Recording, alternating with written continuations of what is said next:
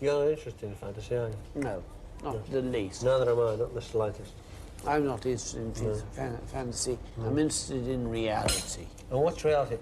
Reality is what exists. Are you real? To me, you're real. There you are. There you are, Melvyn Bragg. You are absolutely real to me. There you are, flesh and blood, before me. How are you going to remake that? That's be a real... How are you going to make that in another art? Why do you want to? That's the interesting question. Why do you want to? Why do you want to? Because I want to be... You may say, why should you? But I want to be able to remake in another medium the reality of an image that excites me.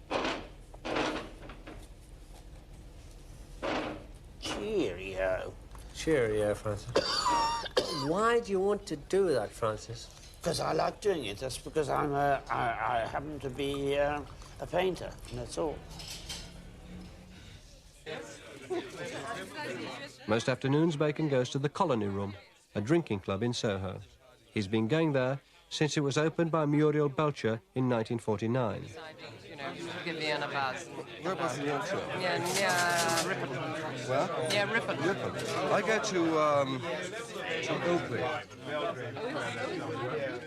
Can I have a £50 note or two?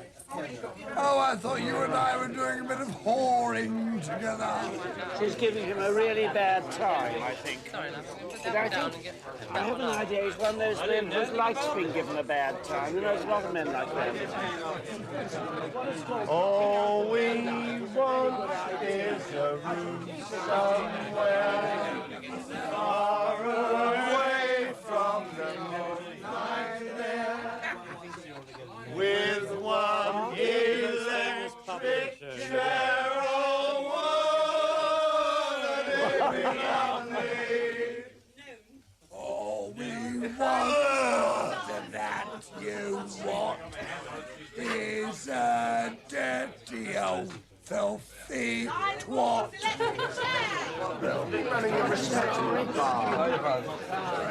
I like seeing lots of people round, even if I don't know them.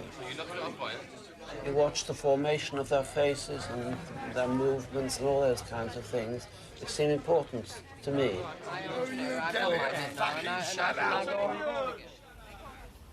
Is this a place you come to a lot here, the Colony Room? Yes, because I came in when it first opened.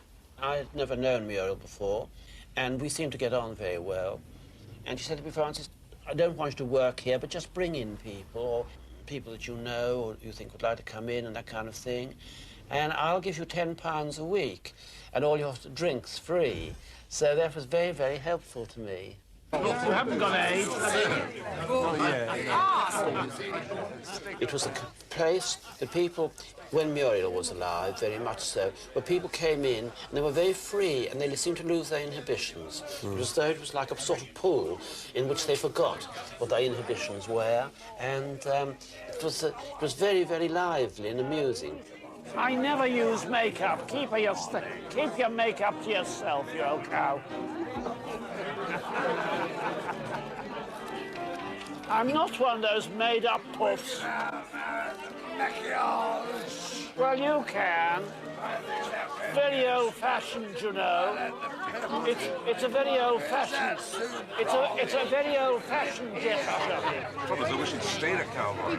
My father was too mean to produce the money. Mine wasn't. You said to me many years ago, from the womb to the tomb. I think there's nothing better than that, really. But your life, in a sense, begins in this joint and ends in it, doesn't it? There was a wonderful club across the road, the Gargoyle, where people used to drift onto from here. And then in the bomb site out here, there was a very nice place where about 4 o'clock in the morning you could go and have tea and bacon sandwiches and that kind of thing. And it was a kind of all-night thing. It was a lovely life. But that's dead now. That's past. I've got to do it myself. You know that. I've doing much more money like that. You know that. Slim. Money, money, money. I'm not here for the sake of work, Ron. I'm not here for the sake of my fucking health. I knew a lot of people who came in here, and for instance, when I've done portraits, I've nearly always done portraits of people that I've known very well. And I used to know, there's once I've done of Isabel Rawsthorne, for instance. She was a very, very beautiful woman, and I was very, very fond of her. And then all the people that I've painted, really, are people that I've either met in pubs or people I've known. But, you know, I generally paint them from memory, and I have photographs of them which I refer to in the things, but I don't use the photographs really to paint them from. It's like a form of reference instead of having them there. I'd rather, and so that's the reason I always paint people that I know very well, because I know the formation of their face, and as in the portraits that I do, I'm always hoping to make an image of their heads, you know, more than just a literal portrait.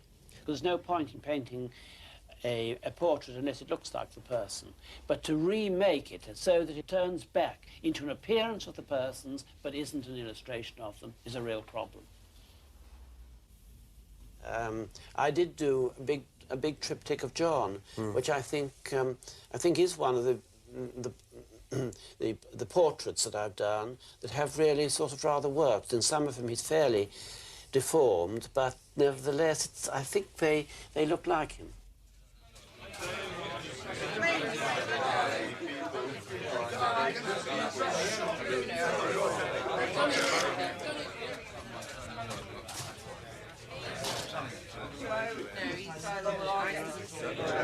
I can't speak 12,000. I get Lady Jane. Why do you want to do 3 portraits? I've no idea why that triptych series. I think it is one image coming up against another, although they're not. In these portraits of John, they are related because they are the same people. But it's a thing of just. For some reason, it may have something to do with having watched film, a certain amount of films. It may be something like that that has given me the idea of doing triptychs. I don't quite know how it really started. Why would it come from films, though, rather than from, say, religious imagery, which is full of triptychs? It could have come from it could have come from religious things, because I was very interested when I was young. I mean, it's a wonderful thing in the Grunewald Isenheimer crucifixion. And there are several crucifixions of his which are quite remarkable. There's one in Bern. And it probably, as you say, it could easily have come from those those paintings. But in the small ones, it's rather like those police photographs that you see, side face, full face, and they're from left to right, full face, and then right to left, and so on. Yeah. They're rather like that. Did you make a conscious decision to start doing portraits? No, I don't really like doing portraits. I don't really like doing portraits. I just do them very occasionally. I've done a number of myself, which it's not because I like my face, because I hate it. But the thing is that I do it because there's nobody else around to do at that time. So that's the only reason. But I don't really like doing portraits.